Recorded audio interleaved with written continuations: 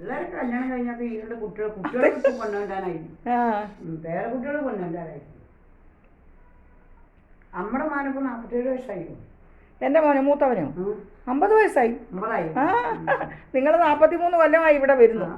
അത് ചെറിയ കുട്ടികളാണ്. അതെ അതെ 3 ചെറിയ കുട്ടികളായിരുന്നു.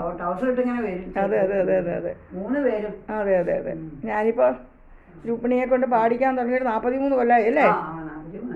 കഴിഞ്ഞ കൊല്ലം വന്നില്ലേ? ആ അതെ അതെ അതെ അതെ ആ എനിക്ക് ഓർമ്മയുണ്ട്.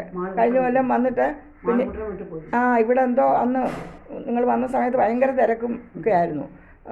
എന്തോ ഫങ്ഷൻ എന്തോ നടക്കുമായിരുന്നു ഇവിടെ.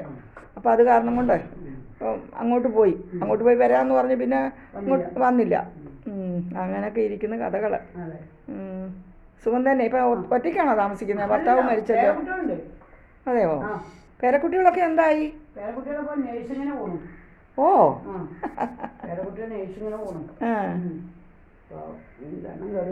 ഈ വടി എന്തിൻ്റെയാണ്? വടി ഇത് കൊട്ടാനാണ് അമ്മ. ഇതോ? ഇതെങ്ങനെ കൊട്ടും? ഇത് വെച്ചിട്ട് കൊട്ടണം. എങ്ങനെ? അപ്പോൾ നമ്മൾ വെച്ചിട്ട് കൊട്ടില്ല അങ്ങനെ. ഓ അതിന് ഇതും വേണോ? പാടുമ്പോൾ ഇത് വേണോ? കൊട്ടണ്ടേ? ഓ ഓ ഈ കുടത്തിൻ്റെ പേരെന്തുവാ? ഉള്ളോർ കുടം അല്ലേ?